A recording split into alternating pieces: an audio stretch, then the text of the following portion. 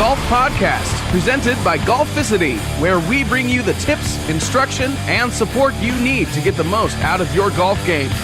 And now your hosts, Frank and Mike. Okay, welcome back to the Golf Podcast. This is episode number 194. We're going to be talking about how to get a more consistent golf game. Who doesn't want that, right, Mike? Absolutely. But I'll tell you what, before we dive into it, there's a couple things I want to recap. One of which, last weekend, we had the big blowout Mike's 35th birthday party. That was awesome. Your wife was awesome, making it all golf themed. You got the golf cake. Dude, That was a blast. Thanks, man. Yeah, it was a great time. We had a great turnout. We had awesome food, great drinks. We had DJ.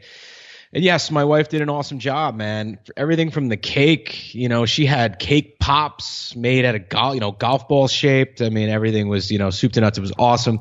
Special thanks to Atlas Premier and Chippo, Frank. Those guys were great by donating some cool things. Chippo donated a set. If you haven't seen these guys, that thing was a hit, man. That was a hit. Like, I had to wait my turn to get on that thing.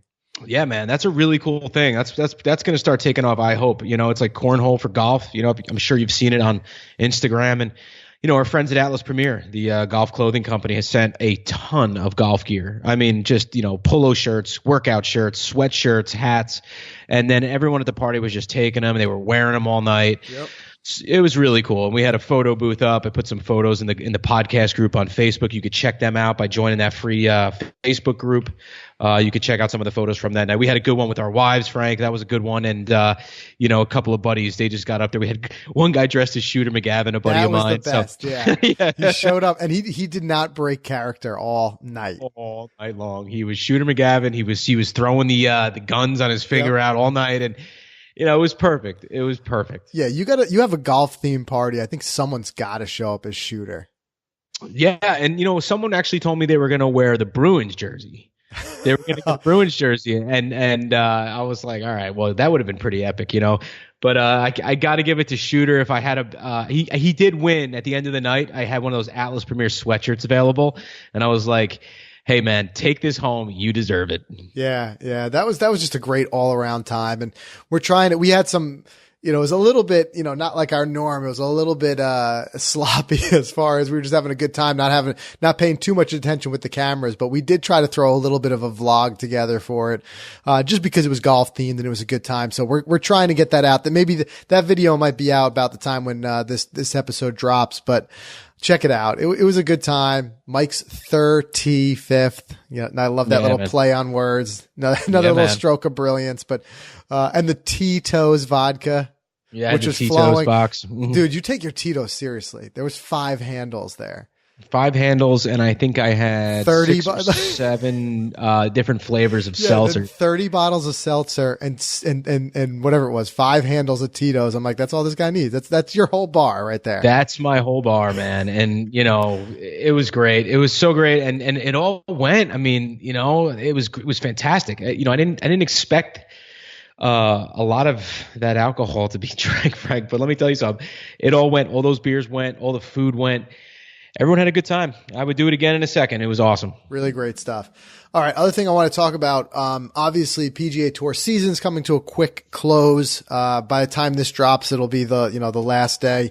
And then the wraparound season comes to an end when we've got, the Hero World Challenge, but we don't really kick up the FedEx Cup events again until January. So a little bit of a quiet time with that. The European Tour is still going strong. They're finishing up their season. But yeah, I mean, it's always a kind of a lull this time of year when we see that go into things. But the big news, the Hero World Challenge, Tiger playing. I just heard today that Golf Channel added an extra hour of coverage on every day just because Tiger's involved. That keeps speaking to that point that we've talked about so many times of how amazing it is, what he does for ratings, how he changes things. Because look, there's a lot of other big names. I mean, it's a very small field, but it's the biggest names, Matsuyama and some of these other guys. But you put Tiger in there and it's a game changer. It just changes everything.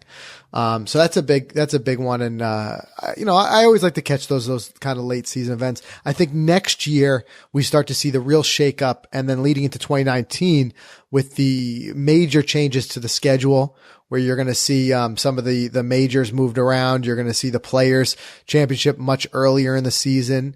They're going to start changing around a little bit with the Ryder Cup and things like that being played a little bit earlier and trying to kind of get stuff more in the meat of the season.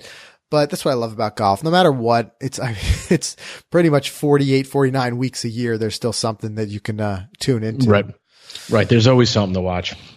Exactly. One thing we're going to be talking about on the show here, because we got to keep going. It may be for us the off season. Other people around the world listening, it might be the meat of your season. But we always like to use this time because we say, even though we may not be out on the course as much, it's still a great time to do things where you can build and work on your game. We're going to talk about some off season training. We're going to talk a lot about fitness. I know next week you've got another great guest coming on who's very big in the golf fitness world, is very good with that. And we're going to talk about some very specific things you can do. That's going to be huge. I'm looking forward to that. Also, we've got the PGA show in Orlando coming up very quickly. This is the first year that finally the stars have aligned that both you and I are going to be able to make it down there. If by any chance anybody else is going to be there, I know some of you have already been reaching out to us, but if anybody is going to be down there, let us know. You can email us at podcast@golficity.com, or even just start a conversation going in the Facebook group, because we will try to get maybe a little informal meetup. Unfortunately, we won't have time to play a round of golf. I know a couple of you guys have mentioned and have asked if we could play. We have a bunch of other commitments, so unfortunately, Mike and I are only going to be there at the show for one day. We've got a ton of people to see while we're down there. We're going to try to do a vlog episode, a podcast episode, get some interviews in, some equipment stuff, a lot of different things we're going to be trying to do. So we're packing a lot into one day, but we will be there at the show on Thursday. And we'll be the guys walking around with the Golficity microphones and pointing the cameras at ourselves. But, for sure, check that out. Like, if you're going to be, let us know, because we should be able to find a couple minutes just to meet up. And we always like to meet up with the listeners. So that's going to be a big thing. And then the other big thing that we have on the fire, Mike, is just starting to talk about it because we're still a little ways out. But we are working on a major app launch for Golficity. It's going to be a completely free app. And what we're going to be doing is bringing all of the best Golficity content right into an easily accessible spot on your mobile device. We're releasing it for iOS and Android. Every free second we get, we had a meeting today with the app developers, Mike, right? I mean, every free second we get, we're trying to work with these guys, really fine tuning it, because we want it to be able to be the best thing we can bring for you guys. It's going to be a great spot where you can get all the podcasts in one place, all the videos in one place, all the great articles we see on Golficity, whether it's the trending news stuff, the kind of like the fun stuff, even fantasy. We're going to put as much as we can there. And like I said, it's going to be a free app, and we're targeting rolling that out, just in a couple months. So as soon as that thing's ready to go, we'll let you guys know and you can check it out. I'm really looking forward to it. Yeah, I can't wait. It's something I've always wanted to get for Golficity, and finally we have it up and going. So I'm excited. I'm very excited. Yeah, and we've got the standalone app on iOS for the podcast, which just plays the podcast, which is good. I use it myself sometimes, but this is where we're going to look to put everything in one place. It's a little bit fragmented. The website, as you know, is designed to ease of use on mobile. But still, as some people have said, it's kind of hard finding some older podcast episodes and things like that. And I know iTunes doesn't list every episode. So this is going to be a place where you can get all that. It's going to be free. And like I said, we're going to roll that out. And as soon as we have it, we'll let everybody know. We'll put a link to it in the Facebook group, so that you guys can see that the moment it comes out. If you're not already part of the group, definitely check it out. Go to Facebook, just search the Golf Podcast. That's a big thing. And then the other big thing that we've got going now, Mike, we just wrapped one up. We're doing Golficity Live. I know we talked briefly about doing this a little bit in the Facebook group. We decided, made a little bit of an executive decision to just kind of roll that out a little bit wider to all of our audience. So what we do is we do those live sessions on Facebook on the main Golficity page, and we're doing those once a week. And when we do that, it's a lot like the podcast, but we're talking more about golf news and what's going on there. Some of the topics we talked about tonight, we talked about those new awesome Bridgestone wedges that you got your hands on. It's a little bit more of a visual thing. So make sure you like the Golficity page on Facebook. A good idea too. We try to stay to a regular schedule with this, but we were squeezing it in around podcast recording. So A good thing to do, turn your live notifications on for Golficity on your app. And then that way you'll get a notification when we go live, because it's a great way to interact with the show. We read the comments. It's much more of a back and forth type of thing. So if you're a fan of the podcast, check out the live sessions. They're fun, and we're going to be growing those. We're going to be working on bringing even some guests in on that. And like I said, it's a little bit more of a visual medium, and it goes hand in hand with the podcast. So like I said, we're just trying to bring you guys as much as we can. We never quit. We never quit. I feel like I live behind this microphone now. I know. Get used to it. It's a good thing it's easy to talk golf, Mike. Yeah. That's the easiest part. It's great. I mean, well, the funniest part about this, Mike, is don't forget, we joke all the time that we started this whole thing because you and I, and people who don't know the backstory, Mike and I were cousins, right? And we found that every time we run into each other at a family event, we'd just be talking golf. And then our wives would always get mad, be like, you talked to Mike for 2 hours about golf. And then I said, let's find a way that we can do this and legitimize it. So we start the podcast, we start the thing, and then all of a sudden it's like now we get a little space where we can just kind of lock it down and talk golf for at least for a half hour a week. It's genius. Right? It's genius. It's genius stuff. I love it. All right, Mike, let's do a quick word from our sponsor. And then I want to talk about today's, real instructional topic, which we're going to talk about how to have a more consistent overall golf game. Consistency. I mean, it's the word that goes with golf when people always ask, what do you want out of your game? Consistency is like got to be in the top 5. You know, I feel like if we were playing, what's that, Family Feud? What's the one where you guess how many people said it? Right. So if you said, what do people ask at golf lessons? It would be consistency would be my guess. Absolutely. Survey says. Yeah. Number one. Right. Exactly. I think. So, all right, let's do a word from our sponsor and we'll jump right into it. All right, Frank. So listen, with next week being Thanksgiving, the holidays, they're going to be here in no time. So this might be the best gift to give someone. Made in America, hand-stretched, custom artwork on quality canvas with a lifetime warranty. Let me introduce you to Canvas Pop. Canvas Pop makes it easy for you to turn any photo into a piece of art, and it comes ready to hang right on your wall. I mean, they can even turn Instagram and Facebook photos into gorgeous canvas art or into custom frame photo prints.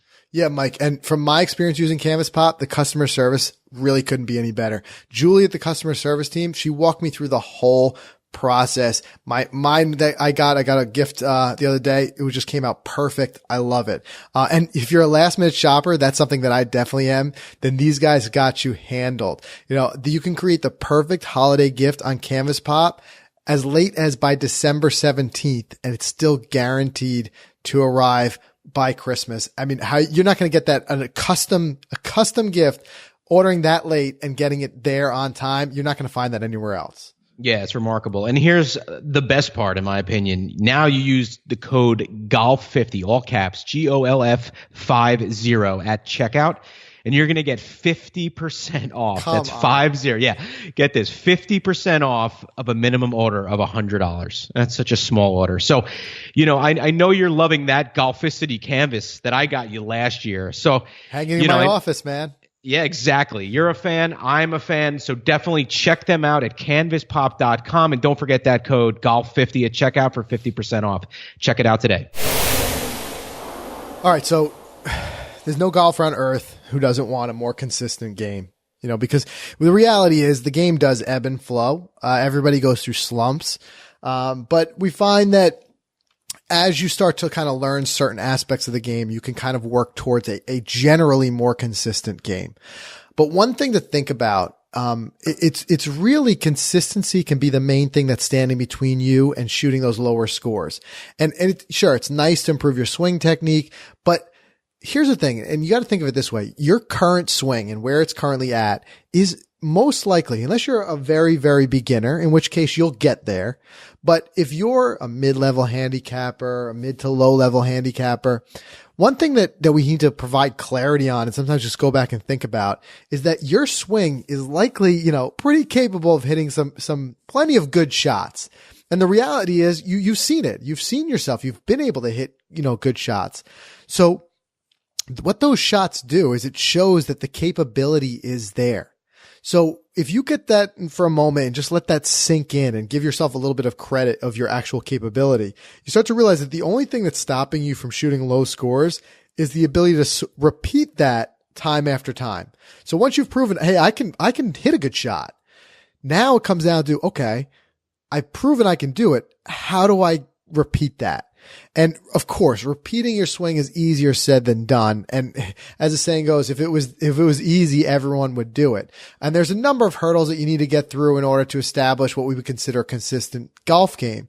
But what we're going to attempt to do here is cover at least a few aspects, a few things that you can weave in, you can change, you can do that can get you on that path to being a little bit more consistent. Because there's certain things that you may be doing and maybe not realizing it, but it's working against you.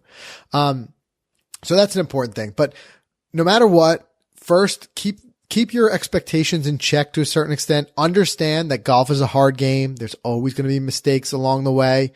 The goal here is to replace as many of those mistakes as possible with quality shots. We've seen it. We've seen everybody do it. Who was it this last week? Just a couple of days ago. I think Charlie Hoffman, right? Shanked it like you can't believe. And he immediately laughed at himself. It just shows you like everyone's going to have mental slip ups. It's going to happen. I mean, here's a guy who is just like had a career year this year on the PGA Tour, and it still had that happen to him. So it can happen. So cut yourself a little slack. All the things that we're going to talk about here, don't immediately go out the window the one time you do slip up. All right. You got to be able to get that consistency back by being able to shake it off and move on and turn that corner. Right. Yeah. So let's start about number one, the first and one of the most important things that goes into it. And I'm going to talk about again, I understand there's reality. I understand that you don't all have that much time always to practice and to warm up and whatever. But what I'm saying is be aware of it, be ways that you can work these things in. And one big thing that could be important for consistency is having a proper warm up routine. And really there's nothing like a solid warm up routine just to make sure you're ready to play. But the reality is a lot of amateur golfers just fail to warm up the right way. And a lot of golfers we see, they turn their warm up into a practice session. And that could be a really big mistake. You really shouldn't be practicing when you're getting ready for a round. And we've talked about this before, Mike. We've said there's practice and then there's warm up. Practice is when you set aside a dedicated amount of time. I understand you may have a crunch schedule. Maybe that dedicated time is 15 minutes. Maybe it's 20 minutes, whatever it may be, where you go out and you work on your game. If you try to do that before your round, you're going to end up confusing yourself. You're going to be throwing yourself off. What you really want to do is make sure that your pre-round, what you do pre-round is really focusing on warming up your muscles, developing your rhythm, and getting your mind into golf mode. And it's really important to remember that warm up, is that it's an important piece of your puzzle. And we've seen this before. I don't know if you see on the YouTube channel, the PGA Tour's YouTube channel, sometimes they'll post individual players and their whole warm-up routine. Right. Now, there are dream warm-up routines. You see it's like Ricky Fowler arrives at the course 2 hours before his round. We don't all have that luxury. I get it. But one thing you can learn from it, even if your warm up is only 15 minutes, one thing you can learn from it is that it's predictable. They'll tell you this is what he does every time. He arrives at the course. He starts with this stretching, and then he moves to this and that, the other thing. But by having that, you're able to make sure that you hit on all the most important things and you're able to start to get into that rhythm, because that is a big part of it. Getting into a rhythm, getting into that golf mindset and switching gears. We talked about it a little bit last week, even with our interview with Steve Wharton, when he was talking about, being in the zone and getting in the zone and getting away from those distractions. Well, a lot of us run out to the golf course. We never actually switch our mind from what we were doing into what we're doing now. So that's a big thing. And as part of your warm-up routine, a really important part of that is going to be putting. That could be possibly the most important piece of the puzzle. Green speeds, they change from day to day, even hour to hour as the sun comes up. So you need to warm up with your putter, both, right at the start of your warm-up session and right the last thing before you tee off usually. Just work that in, work some chipping in. when it comes to the range, if you have time to hit the range, you don't want to hit too many shots because you really don't want to tire yourself out before you're arriving at the first tee. You just really want to hit enough shots to get your body warmed up and find that good tempo. Here again, it's not a time to be experimenting. Like if you're like, oh, I always want to learn a fade. Let me work on that for a while and then jump out to the first tee. You know, that's where things are, if you're trying to work on and develop a shot, things are going to kind of change. Here instead, you want to find your tempo, find your rhythm. And as you find those things, that's where you start to get into the zone that we want to be in. So another thing I also like to do, hit the club you're going to hit off the first tee and try to do that as one of the last things you do. It's good to hit short iron shots, get a feel for things, like I said, get in that rhythm.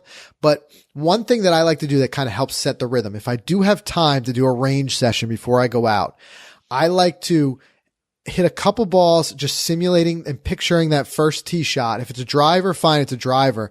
And I'll just try to hit it. So it's a lot more familiar when you step up to that first tee.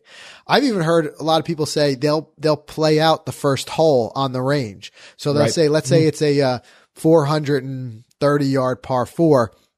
You know, they'll say, I'm going to hit driver and then I'm going to hit 5 iron and then, you know, whatever, and maybe even hit a small chip shot or something like that and just kind of visualize and go through it.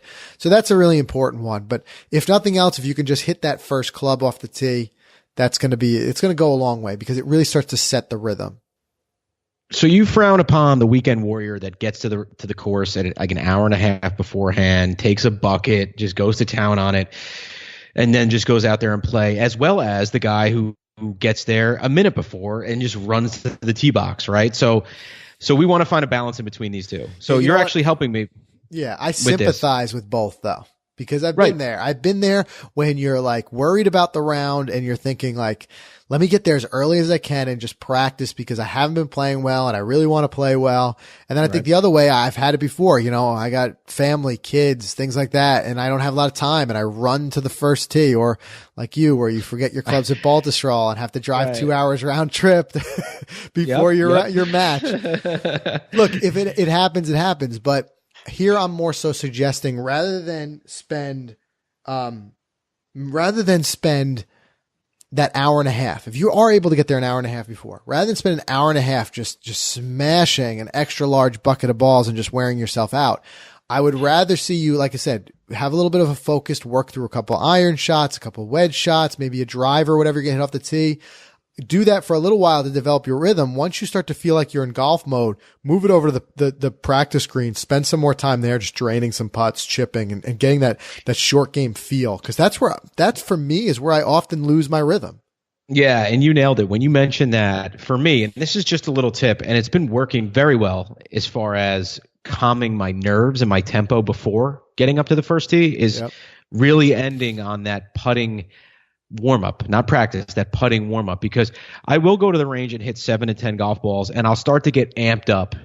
You know, I'll start to get really excited and then the nerves and everything start to kick in. Even if they're good shots, bad shots, it doesn't matter. But then I'll head over to that putting green and I'll take out 5 or 6 balls and I will just slow back and forth putt, and it just totally calms me down. Yeah. And I've been getting off the tee with that first drive much better. You know, it's a great thing for tempo and rhythm for sure. That's it. That's that zone, right? You mean you start to get yourself into that, because a lot of times too, we come from like the office where everything is rushed pace, right? So you're in that rushed mindset and everything's just kind of like racing in your mind. Something just like that, where you're just doing a very rhythmic, just putting and just starting to get into golf mode, can really help slow things down. Another part of that is focus. We talk very often about golf requires a lot of focus, and our focus often gets broken out there. And when we do see our consistency slip away, we do see our game slip away, it's very often because we've lost focus. But let's be honest, you know, it's very hard to focus on any one thing for 4 hours or more. So even if you're a diehard golfer who loves the game, you know, it's probably, you know, can't give a round of golf your full attention from the first shot to the last. It's a long day out there. There's a lot of distractions, you know, whatever it may be. And that can really cause that. So staying focused can be a challenge. Now, personally, this is one area where I actually really enjoy with the game, because I find that I like to have a space where I can focus on just one thing. It's a very meditative thing for me in a lot of ways, because I feel like when I am working or home with the family, I'm jumping from task to task and I'm all over the place. I like having just one, like golf to me, it's a relaxing thing in that regard where I'm just able to focus on one thing. But I understand how switching gears, right? I mean, it can be a challenge. Yeah, and for you, it's tough for you to focus even on the golf course if you're vlogging, gramming, tweeting. But no, what's interesting about this, and here's an interesting thing. At the beginning of this season, like right in the heart of the season, the warm, beautiful summer, June, July, August, I was fortunate enough to be able to play a lot of golf, with work and everything, a couple of times a week. And I was really in the groove of things. And my focus and my mental game was like sharp. And as I got more towards September and late in the season, when I was playing like once every, 15, 16 days, I would really just start to fall apart on like the 14th hole or 13th hole. I was losing that stamina. I wasn't able to focus anymore because I just wasn't in that consistent golf mode. It's so funny. It's like I haven't gone to the gym in 4 days, and I went today and I could barely make it through the workout. And as I'm getting through it, I'm like, this is not me. I can't miss this many days in between. My body doesn't know this. Yeah. And it's similar on the golf course. Focus is huge and you can lose it so fast. Yeah, you break that rhythm too. But here's the thing. I mean, this is one area that I think can really help people, because it does help me quite a bit. Rather than working on trying to stay consistently focused the entire round for 4 hours, a better bet for people, especially if you're starting out, a better bet is to allow your kind of mind and your focus to come in and out of focus at specific times. So for instance, when you're getting ready to hit a shot, that's when you need to be locked into the task at hand. But when you're walking down the fairway, chatting with your buddies, whatever, that's where you can kind of like let your mind wander, take kind of a much needed break. In order to make this work though, what you really need is some sort of trigger, something you can use to bring you back into golf mode right before each shot, something that like blocks out everything else and you just go like boom, hyper focus golf mode. So your mind is set on just one thing. Cause when your mind starts wandering, trust me, you're just not going to play golf very well. A good trigger for that, a lot of times pulling a club out of your bag. You can use that as the trigger. Once you pull that club out of your bag, you go focus on just hitting a shot. You kind of shut everything else down, shut the conversation down, shut everything else down. And that's where you get just completely dialed in. And then when the club goes back away, that's kind of like the off switch. You can kind of turn that focus back off and go back to just mingling or whatever you're doing. This is also the reason why we talked so much in the past before about the importance of a pre-shot routine. Mm-hmm. That in and of itself is one area where my game dramatically turned a corner when I put that in. There was a time when I was playing very haphazard. There was no real rhythm to my game. Each shot was a little bit different. I would just pull a club out and then whatever. Now I'd say the last 30 seconds to 60 seconds before I hit a shot are exactly the same every time. I do the exact same pre-shot routine. I make sure to go and stand behind the ball. That's something that back when I was playing high school golf, my golf coach used to always tell us to do, and I just didn't get it at that time, and I just didn't do it. I thought it just kind of was a silly little habit, and why stand behind the ball, and I didn't get into that.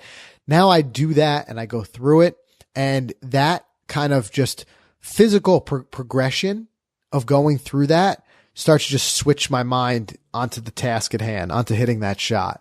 So that's a real benefit to me. It's like I say, I always liken it to the same thing. I always say it's like shooting a free throw in basketball. You watch the pros in the NBA do it. It's always the same thing, the same amount of bounces, the same knee bend, whatever they do, and then they shoot it. Same thing here. It just switches you into that focus mode. So if you are someone who finds that you have trouble maintaining focus, work on practicing switching in and out of focus. The moments when you should be focused on your game and the moments when you can kind of let that all relax and ease up on it. I like it. Sounds like you got a plan. That's a plan. And that, hey, that's a great segue into our last point, because our last point here is sticking to the plan. There you go. This right here, look, it's where a lot of golfers lose their way. You head out to the golf course. You might have a swing thought or two in mind that you're going to use for the day. Maybe you want to focus on your balance. Maybe you're thinking about keeping your right elbow down your backswing. Whatever it is, you have a plan. You hope the plan's going to work. But the problem is, it's very often for golfers to give up on their plan after just one or two bad shots. You don't get off to a great shot. You might decide you need to make quick changes to your technique. And usually those changes, they're not for the better. So, you got to trust the work that you've done in your practice sessions and stick to the game plan you had coming in. Even if things go off the rails for a couple shots or a hole or something like that. No golfers, like we talked about before, are perfectly consistent, even all the way up to the PGA Tour level. So you can't expect to hit beautiful shots every time, but if you could stick with that plan, you should be able to, be much more happy with the results. And that's the reality. It takes time.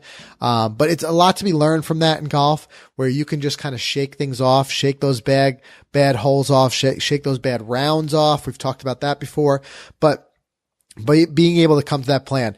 When I see people deviating from their plan, it's when it's like, you're almost like you're calling an audible out there and you start trying to do all these fixes, trying to fix your swing, and you spend a half the round just trying to what am I doing here? And you're like, look at my swing. What am I doing? And then you got other people throwing their 2 cents in. I think you're doing this. I think you're doing that. And by then you've made so many changes. You're so far away from your normal swing that you're just not comfortable at all out there. That's where it's like, okay, take the shot for what it is. It's an errant shot. Don't immediately try changing everything. I don't mind. Make a couple notes, jot them down in your phone, jot them on your scorecard of a couple things that you're noticing that you want to work on in your next practice session. But here again, it comes down to that old tried and true thing we always say. Keep your practice and your actual, playing the game separate. And if you're out there and you're trying to work through and make all these on the fly changes, you're going to end up, more lost than found, so to speak. Makes sense, man. I love it. Yeah. So look, consistency, it's always going to be hard to come by, but if you can do these things, warm up in the right way, focus on each shot, stick to your game plan. I know all these things require discipline, but that's a great quality, right? So it's another thing that golf can teach us. So do that and trust me, you will start to see that consistency build, and you'll start to have more fun with the game because you're more consistent. Cause like I said, that's what a lot of people ask to do. So anyway, that's all we have on the topic. If there's anything, as always, that you guys as listeners want to add, be sure to post it in the Facebook group. If there's something that you've done, maybe, a fourth or fifth little note that you say that has helped your consistency, post it there. I can't tell you how many times, even you and I, Mike, have benefited from that. Other people have learned from it, because we can't review everything in a 30-minute show, but we get to carry the conversation on over there. So that's a big help. Mike, do you have anything else before we wrap it up today? No, man. I just think you and I need to get one more something in before we hang them up. And I think if we could do a simulator session before the end of the year, that would make me happy, just to get the swing, keep everything kind of loose. You know what I mean? I love that idea. We just got a new simulator put in here at the golf course where I play. I haven't even had a chance to check it out yet, but I know the ones down, by where you live, where I used to be, there's some great stuff there. Maybe we can, play a couple of nice famous courses. I love those too, because you can get like 3 rounds of golf in 2 hours. You just fly around. So, why not? We'll definitely make a plan to do that. All right. Excellent. So that's everything we have. Also, like I said, be sure to check out our new live sessions, on the Golficity Facebook page. Just, follow, like the Golficity page and turn those live notifications on, because we're trying to do them at least once a week. They'll be there. And then if you do miss them live, the good part about seeing them live is you can throw your 2 cents and your comments in there. We do check out those comments and we add them to the conversation.